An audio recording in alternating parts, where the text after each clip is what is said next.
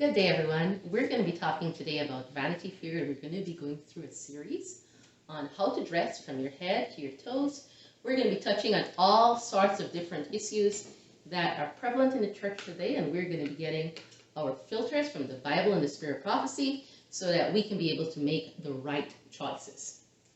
So if you look on the screen there, it says Vanity Fair, Fashionable Slaves Murdered Faithful. Well, in one of my favorite books, by John Bunyan, called the Pilgrims Progress, we have faithful and Christian traveling. They're traveling from the city of destruction to the celestial city. And as they go along their way, they happen upon Vanity Fair, which in the book is a real fair. In Vanity Fair, they are, faithful is murdered for his faith. And Christian leaves with another who is moved by the what word am I going to use there? By the faithfulness of faithful. That seems a little repetitious. But by the faithfulness of faithful, and hopeful leaves a Christian. But just keep in mind that Christians are killed in Vanity Fair. From the head, wigs and hair extensions. Wigs. Ancient Egyptians invented wigs. Both men and women wore wigs, especially high-ranking people and rich people, except the priests. The reason for wearing wigs was to protect their heads from the sun, as well as to cover their bald heads, which was sometimes shaved to avoid lice and other hair pests, to cover gray hair, and were also necessary for the afterlife, as they were kept in special wig chests and were buried in the tombs. Wigs were mainly made of human hair with plant fiber or sheep wool added to increase the volume. They were covered with beeswax and resin, give them stiffness, having various sizes, shapes, styles, and even braided appearance. It is also important to point out that the Egyptians also made hair extensions. So wigs have their foundation in all the way to Egypt. And it's fascinating that most of the Egyptians, some of them were bald, quite a few of them actually. And so in movies that you would see, like The Prince of Egypt, you would see them with bald heads. If any of you have ever even seen like the Ten Commandments, and then they would have on these wigs to cover these bald heads. So in Egypt, wigs were well worn by both male and female. So here again on the screenshot before you, you can see different types of wigs that were in ancient Egypt, and they were quite intricate and quite fantastic. As far as wigs went, they were quite something. Here again now in the slide, we have those that are, I guess, the biggest wig wearers in the world. And we have on the screen Beyonce Knowles, and we have on the screen Jennifer Lopez. And you can see them with many different type of hairstyles, not their own. Jennifer Lopez, actually on the picture, you see her with that short cut curly hair. That's her natural hair. But you hardly ever see her sporting that style. In fact, it's hard to know today who has real hair and who doesn't. Well, here is another one of the celebrities from Hollywood, and I guess we are going to touch a little bit about celebrities from Hollywood, because Hollywood is copied by the world and also by the church. So here we have Taj, and on this side we have her with her natural hair, and then we have her in a wig, probably with hair extensions, who knows. The hair thing is such big business right now. I mean, wigs can cost you up to $500 to $2,500 in this time. So it's fascinating. But here we have her sporting these type of wigs. Now I want to say that if you have little children, I teach children all the time. And one of the things that we often talk about, it always comes up at some point, is that if one has straight hair, then they want curly hair. And if they have curly hair, then they want straight hair. And if they're black, they want anybody's hair except their own. Which is interesting. Most children will tell me this. Well, this is largely because if you can remember when you were a child, you were usually given one kind of doll. And the doll that you were given as a girl child usually had straight hair, and she was more like Barbie. And so young girls grow up thinking that there's something wrong with their own natural hair because it's not as nice as Barbie. Well, this is a fault of ours. What we need to do is give our children dolls that reflect them.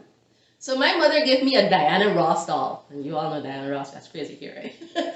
So I grew up actually loving my own hair. And so we want to be able to have that because I find that many women don't like their hair. And so this is a trouble because if you don't like your hair, then you're going to try to do something or the other to change it or make it look different. Hence, wigs, extensions, and weaves. From Sister White in The Health Reformer, she writes, it's on the screen there, fashion loads the heads of women with artificial braids and pads, which do not add to their beauty, but give an unnatural shape to the head. The hair is strained and forced into unnatural positions, and it is not possible for the heads of these fashionable ladies to be comfortable. This is true. So if you put hair extensions in a child's hair for the first time, it's very uncomfortable. One of the reasons for that is because it has to be put in really tight in order to be very neat. And so the first thing off is that it's very uncomfortable. She goes on though. The artificial hair and pads covering the base of the brain heat and excite the spinal nerves centering in the brain. The head should ever be kept cool. You know, if you look at chefs when they cook, they have like a hat with a long head and then a long, it's not a hat with a long head. It's a hat with a long design and then like a peak. The reason for that is because as they're cooking, they're getting hot in the kitchen. And the brain, the head actually releases heat energy. And so they have that long hat upon their heads so that the heat energy can be released from their heads and they will not get sick. Because a lot of heat actually dissipates from our head. The heat caused by these artificials induce the blood to the brain. The action upon the lower or animal organs in the brain causes unnatural activity, tends to recklessness in morals, and the mind and heart is in danger of being corrupted. What? Are we saying that our minds and hearts are in danger of being corrupted from wearing wigs, weavings, and artificial hair? I'm not saying it. It's the prophet that's saying it. The morals are enfeebled. The moral and intellectual powers of the mind become servants to the animals. And this all came because you just wanted to look, I guess, a little different. Maybe like somebody else that you saw on TV. And so we need to keep in mind that the laws that God has given us concerning our health as we go through Vanity Fair, you're going to see it has a connection with two things, our health and our spiritual well-being. And this starts out with wigs and weavings. Now, if you've been around black girls that have in wigs and weavings, and by all means, black girls are not the only girls that have in wigs and weavings.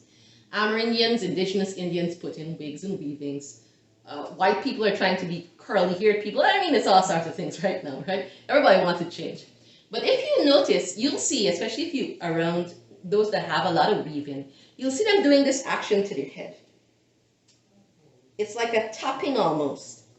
And somebody would think that they're trying to, something is itching. Well, it is, but it's not just dirt, which is another thing and a true thing, because if you have in a weave, say, then you don't wash your hair for several days because you're trying to keep that weave to last long. That's another problem.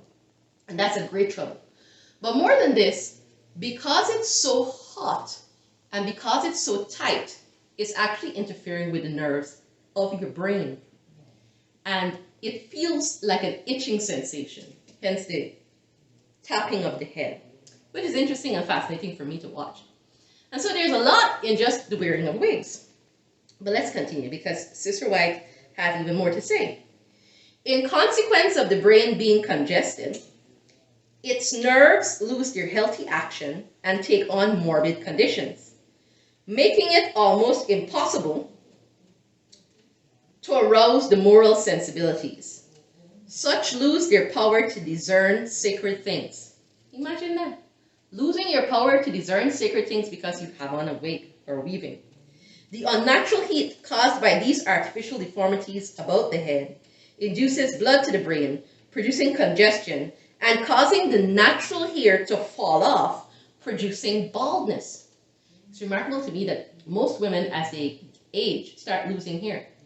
Well, could it be that they're losing hair not only because of old age? There is no such thing as losing hair because of old age. But could it be they're losing hair because of all of the things that they did to their hair when they were young? Wigs, weaves, dyes, this and the other, following the fashions and the fad.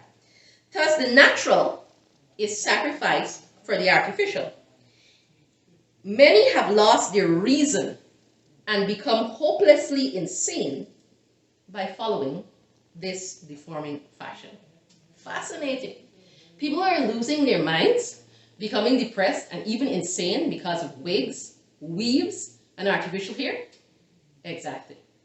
In fact, when I meet Rastafarians, those that do not keep their locks well, I usually meet them and they're in some sort of darkness and I tell them, cut off your hair. One of the reasons why if the hair becomes matted like that, it can't be washed, it can't be cleaned, the pores on the head are clogged. You have too much hair because as your hair grows, especially if it's matted, you're putting more and more weight on the head. But imagine if you put all of that weight on the head, not over any amount of years, but all of a sudden. So say for example, you had a short pixie cut and you decided you wanted a nice long look like whatever is going on in the fashion trends of the world. And so you put in weaving in your hair to give you, waist-length hair. Well, overnight, you've increased the weight on your head in an extreme manner. So not only do we have heat playing a part, we also have tightness playing a part, but now we have weight on the head. It doesn't go far to see that in fact, weaves, wigs, and false hair does in fact contribute to mental depression and mental instability. Something to consider. Let's move on now to the role of cosmetics, because remember I told you Vanity Fair from your head to your feet. So let's talk about cosmetics. Well, the very first origins of lipstick date back to the Sumerian region of Ur in about 5000 BC. At least that's what the evidence-based archaeology has. So all the way to Ur, Babylon.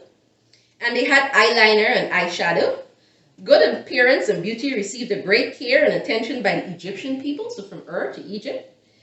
It was not limited to women, because not only did Egyptians had a distinctive look because they wore kohl and several other things to lighten their eyes. I don't know if you ever seen like a mummy or something like that, or Egyptian archaeology. You'll see that they had eyeliner and they would give their eyes like this long look, which by the way is back in style right now.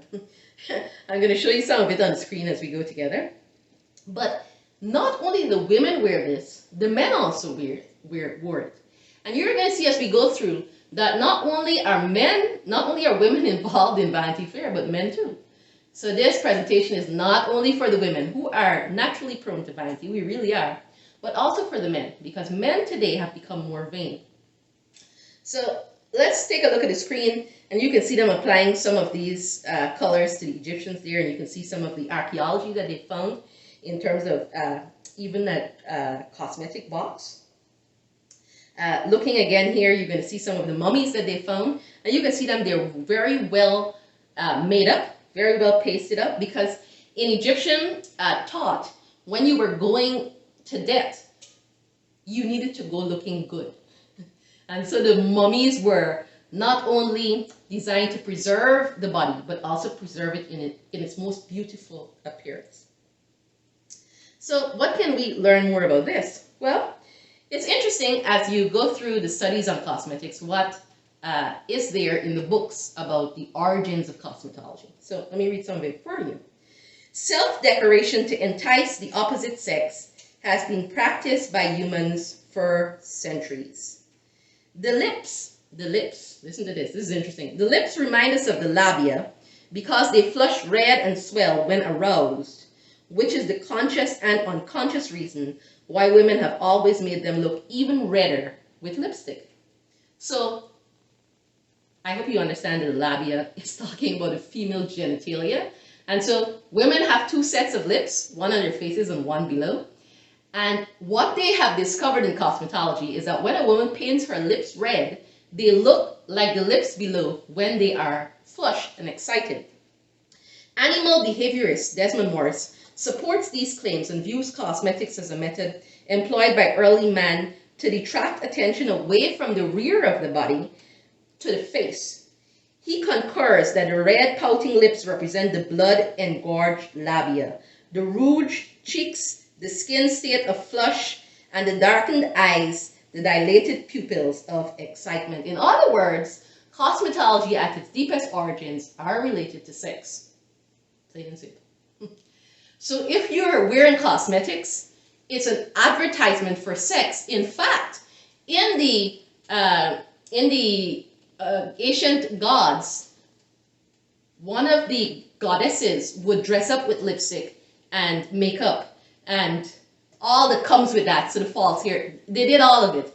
And one of the sentiments that she gave off was, man, come, come.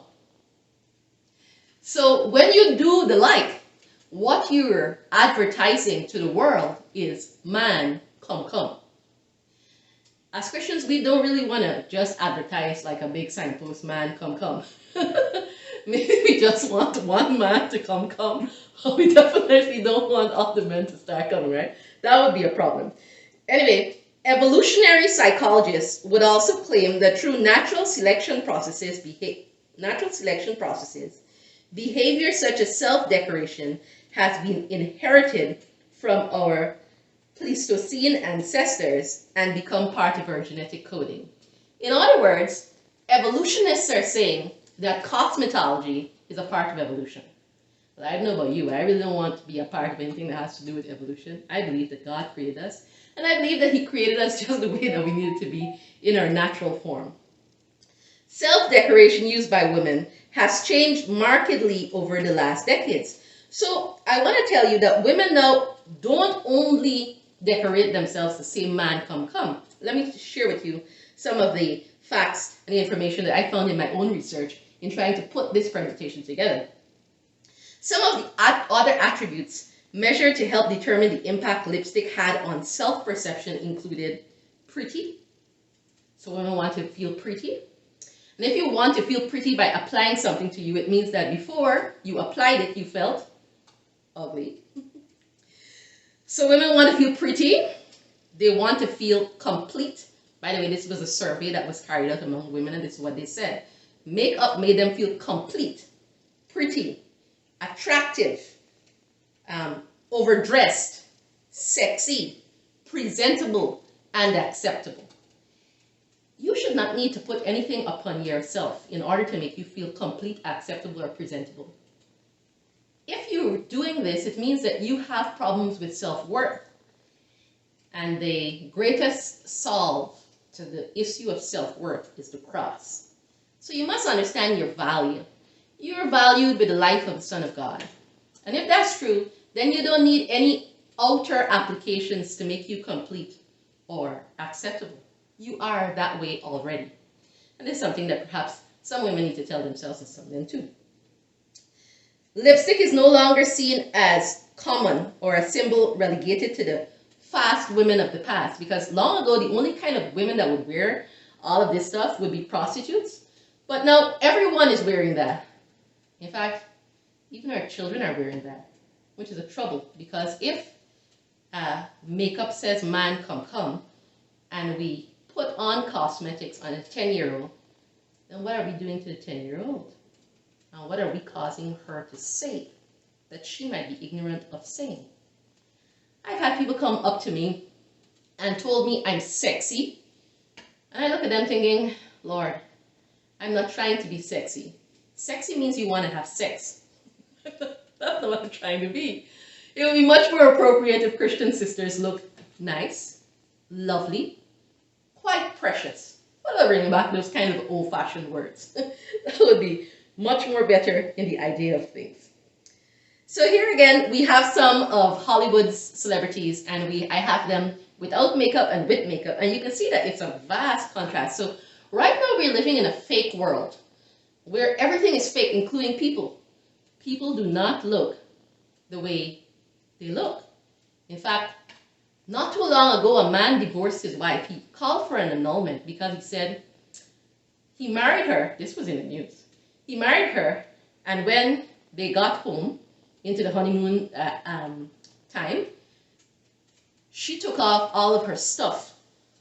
And he was aghast. He couldn't believe that that was the woman that had married him. And he decided that he was going to call for an annulment based on deception to marriage. This is funny, but it's not new. In fact, it was something that was done in England, and then even before that, in the earlier times of the 1600s. All this was fascinating as I researched the topic. And so we want to be real. We don't want to have our husbands realize that, everything is just, it was a fake. We want to be real. Here is Sister White, the health reformer, and this is a word to Christian mothers. Many are ignorantly injuring their health and endangering their life by using cosmetics. What? No, I'm surprising some of you because you didn't know that Sister White talked about cosmetics and wigs, but she did. They are robbing the cheeks of the glow of health, and then to supply the deficiency, they use cosmetics. If you want one of the best anti-aging methods that there are on the planet, don't put cosmetics on your face. She'll tell you why, and the science actually backs it up. When the pores become heated in the dance, the poison is absorbed by the pores of the skin and is thrown into the blood. In fact, studies have shown that women that wear cosmetics on a daily basis absorb some 5 pounds of poisons into their facial countenance each year. 5 pounds. That's a lot. Many lives have been sacrificed by this means alone. What? People's lives have been sacrificed by cosmetics? Yes, it is. Now, you must understand that some people are weaker than some. So for some people, they wear cosmetics and it almost seems as if they have no injury. Others are weaker. And when they use it, especially on a daily basis, they start having headaches. They start getting a little tingle here and a funny feeling here. Before long, they have all other troubles because they have absorbed so much poisons.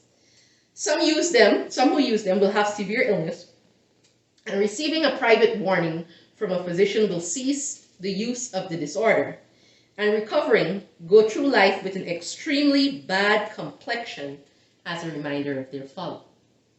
Others will drop suddenly with their features twisted on one side and perhaps deprived of the use of their limbs.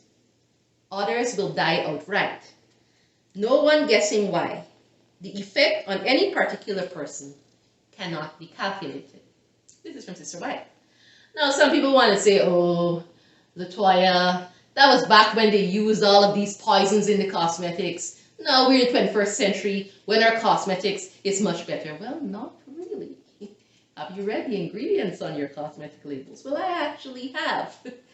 And the side effects of the cosmetics and the ingredients therein are exactly what she said all those years ago. Nothing has really changed.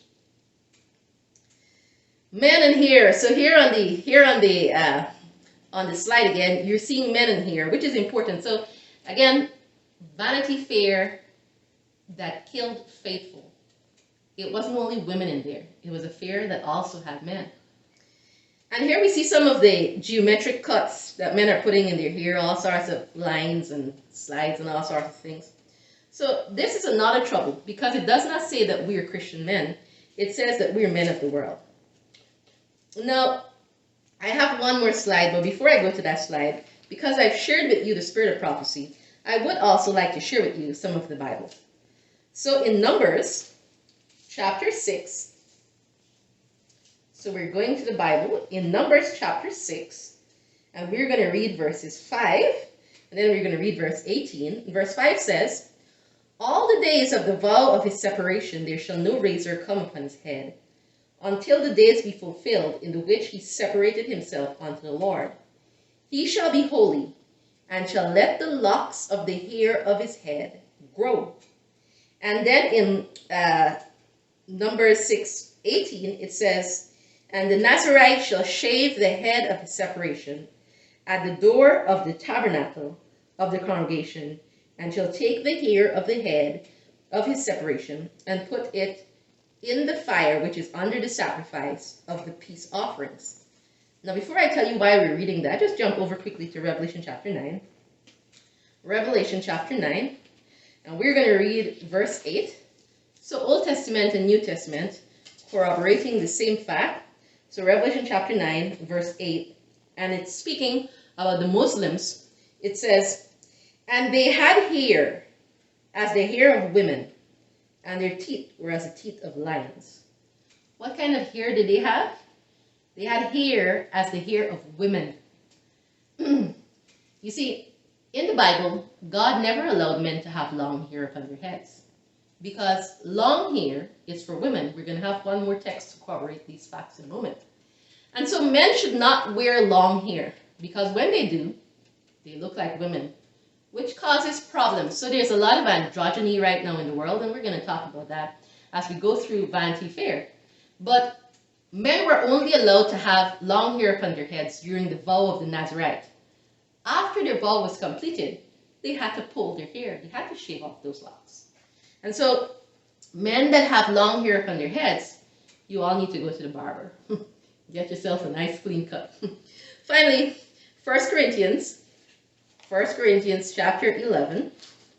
So let's go over there real quickly. This is a text that causes a little bit of controversy, but it really doesn't. If you read the scripture very clearly, it's not controversial at all. So 1 Corinthians chapter 11, verses 14 and 15 says, "Doth not even nature itself teach you that if a man have long hair, it is a shame unto him? That's what I say. But if a woman have long hair, it is a glory to her, for her hair is given unto her as her covering." And so women need to keep their covering. They need to keep their veil. That's what that word means. And that's their hair. Right now in the world, women are doing a lot of boycotts. It's actually sad. And we're going to talk more about that, because that's another part of the androgyny that's taking over the world, where there's no real distinction between male and female, as all of them go on farther into Vanity Fair.